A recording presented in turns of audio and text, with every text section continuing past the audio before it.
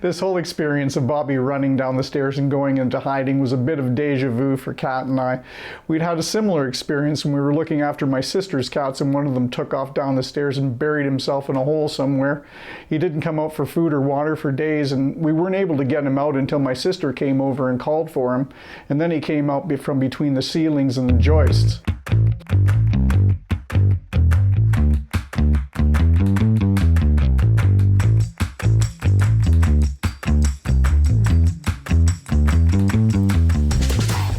In the upcoming segment, John will help us understand how to handle ourselves in situations like this, and my wife Katerina will continue to tell Bobby's story. Yeah, it's fear. It's motivated by fear. That his territory, which is the home, has been disrupted. If they don't have their territory, they feel completely isolated and lost, and they can't connect to themselves properly. Right. So he's going to panic, and he's going to try and get out of there because it is concerning for him. And all the while I was speaking to him, encouraging him, trying to tell him that he was safe, that he was okay, that we were here for him, that it was safe for him to come out, hoping that he would believe me. If he thinks that you're afraid, he's going to think there's something to be afraid about. They're more astute at picking up our mood changes. They can smell it chemically, and they can probably pick it up from an energetic state too. If you're a little nonplussed about it, you're relaxed about it, then he's going to think, well, maybe it's not all that serious.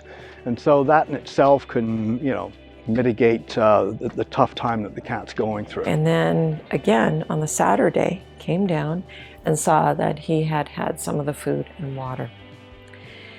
Called his name, Bobby, it's okay. Tried to speak with him again, encouraged him again. And then as I stood here or sat here, I saw this little head at the door. Oh, it was so adorable. And there was Bobby standing in the doorway. I went, oh my God, there's my little Bobby. And I got all tearful as I am right now. And I encouraged him to come out, said it was okay, he was safe. He'll be okay. Yeah. So he stood there and he looked at me for a while and I just froze. And then he came out and he tore past me. And then he tore past me again. And then he tore past me again. And I was like, what's going on here? What is going on? Either he comes out or he doesn't. I didn't know what was going on. So then I thought, okay, he's just kind of testing and seeing what's going on, and maybe he'll come out eventually.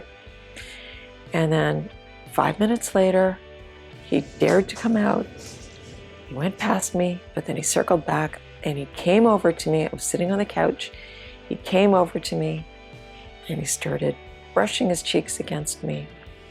And he rubbed his body against me. And I started bawling because I thought, that's it. He's in. He's no longer feeling terrified.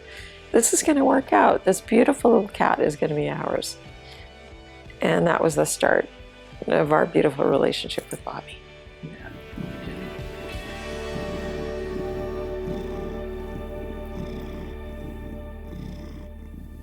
That's some serious purring. Thank you so much for doing this. Oh, well, thank you. Thank you for being a wonderful fur daddy. Oh, you're the best fur daddy. So loving and sweet. Thanks, babe. You're the best fur mommy. Really I think we're terrific fur parents. Yeah. Yeah. At least for a cat, anyway. Yeah. Maybe not so much with humans.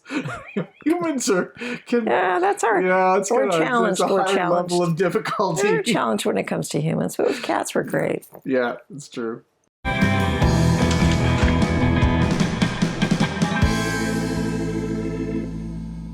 There was another reason why Bobby was so distressed that day, and we'll find out about that in next week's segment. Like, share, subscribe, and hit that bell. Don't miss an episode of BobCat's Playground. Help us change the world, one cat at a time. And for interspecies friendship. That's true. You're going to keep that as a blooper, okay? It's so good. Yeah. It's so good. So wrong. BobCat's Playground is produced by Edit Extreme. The opinions expressed are those of the participants and are not intended to replace professional advice. Find out more at editextreme.com.